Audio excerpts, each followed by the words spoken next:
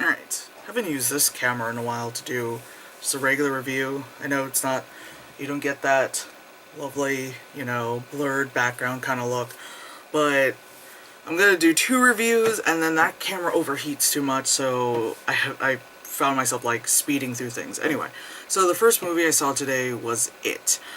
And, it wasn't bad. I was actually, I enjoyed it. Just like a lot of film and horror fans and all that stuff, I was just kind of not okay to hear that they were redoing this movie, because I was like, it was fine, it is what it is. Like, what do you, like, why? Sorry, I'm not used to this camera. I'm like leaning in, I'm like, it's all fucking face. But anyway, it's all face, sorry. The other one, I lean in, it's still, anyway, be here.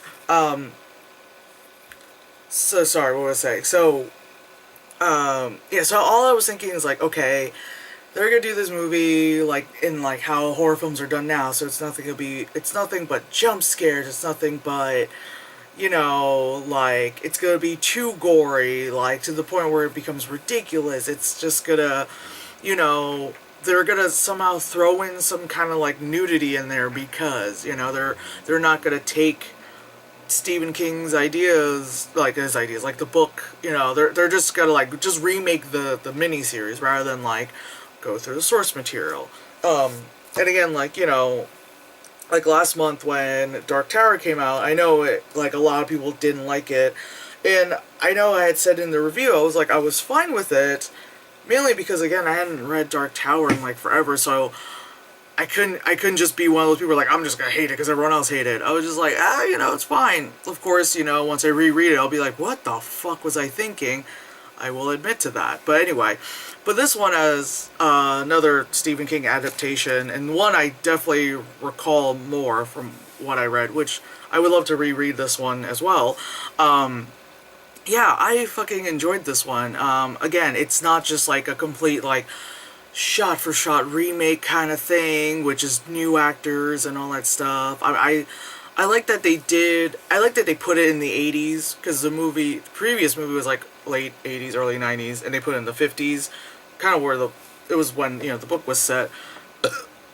And I like that they kept it like far removed from current times, just so like it gives that like old town superstitious weird stuff happening kind of thing, because I feel like if they would have like modernized it, it would have just been like a lot of people being like, I don't know, man, I'm in the sewer and I can't like get a signal, like, oh my god, did you see? It's like pictures of it all over Snapchat, that kind of stuff. It would have just been like really fucking annoying. I don't know why, I'm just thinking like it would have been like Gem and the Holograms, where it's like someone posted up a video, it's got like 9 million hits,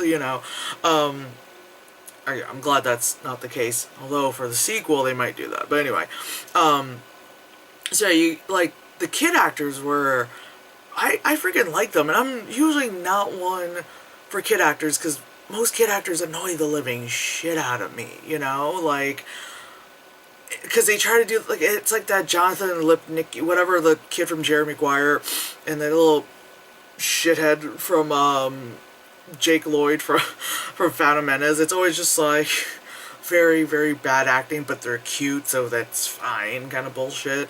But these kids, like, they were all good. Like, they were all their own character. They weren't too much of an exaggeration of character, They even had, what's his name, Finn Wolfhard from Stranger Things. And I'm very glad, like, his character in this is kind of like opposite of his character in Stranger Things.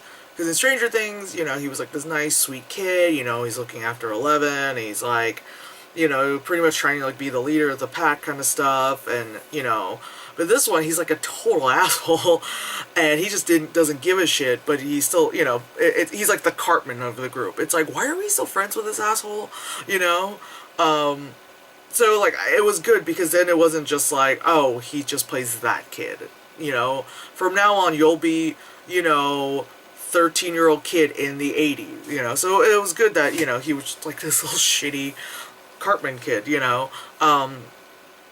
I like that there was like a girl in the movie, there's a girl in the movie, but the girl in their group, they like cut her hair, and I was just like, really going for the Molly Ringwald thing? Like, I know it's the 80s, Jesus, with the references, but then someone acknowledged it. I also find it funny that I think, like, the Duffer Brothers were like wanting to direct this, and then they were told like, oh, you guys don't have enough experience, and then they go do Stranger Things, where they do so many homages to Stephen King, you know. So which, now thinking about it, it's kind of good they didn't do it, because then it probably would have been too much, you know, because obviously Stranger Things, there's a lot of Stephen King homages, and this one, because you are doing an actual Stephen King thing, I think it would have been like, it probably would have been too much. But anyway, that aside.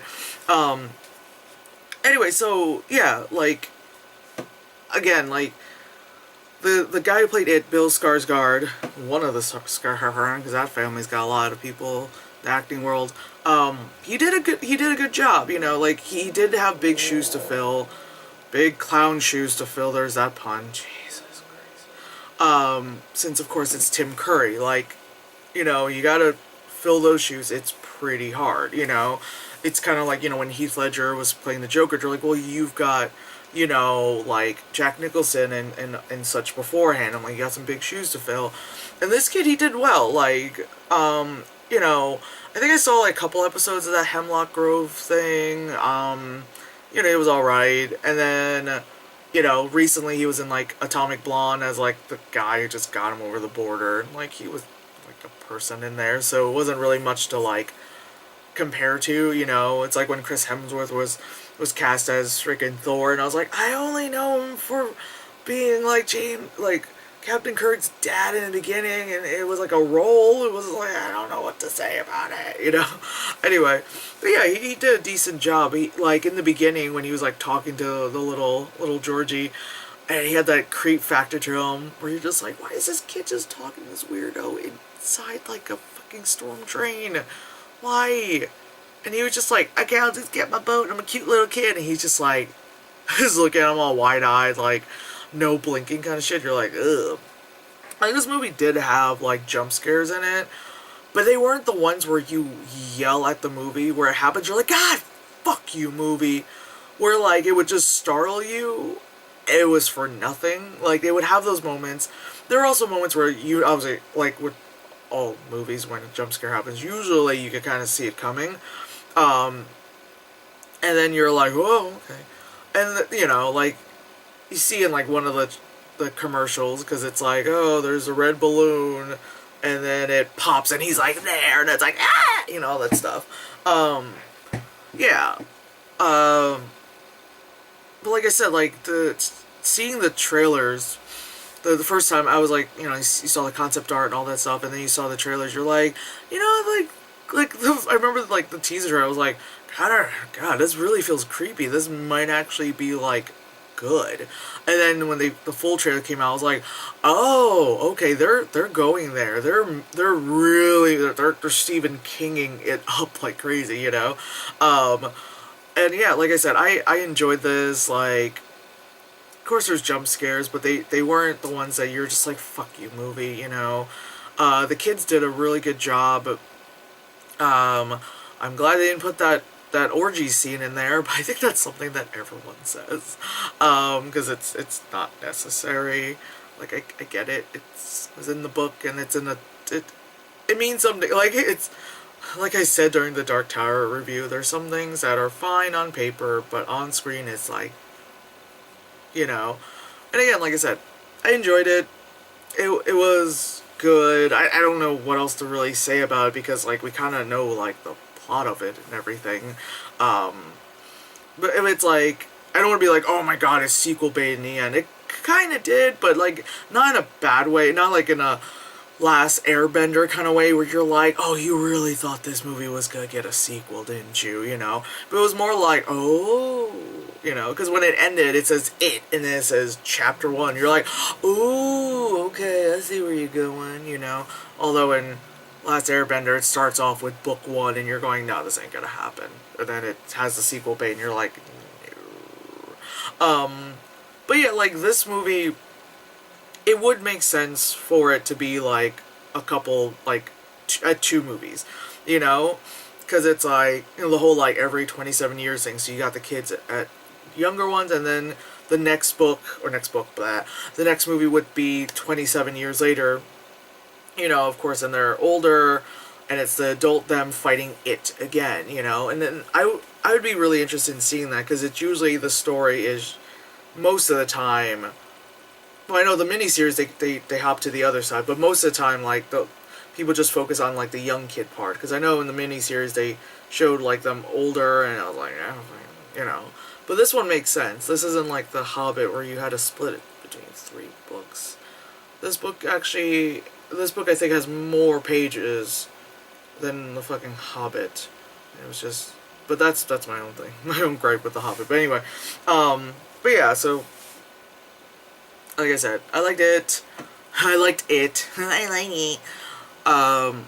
I'm late on this review anyway, so I doubt anyone's gonna watch this, because probably everyone has seen it already, and they're like, well, okay, well, I don't give a shit what you say, because I saw it, and before you, right?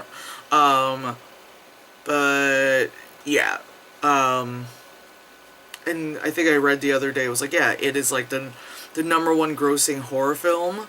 It's like, it's got all, like, these records. It's like the #1 grossing, like, movie in September since whatever movie, or surpassed so-and-so movie, #1 horror film of, like, I think of all time, and, like, all these things, which, you know, it is a good movie, so I'm not upset. I'm like, you know, that's good. It'll make people understand, like, this is how you do, like, you know, better horror films and all that shit, and not just the Paranormal Activity stuff, the Blumhouse shit. Not all Blumhouse. Some of it is actually not bad.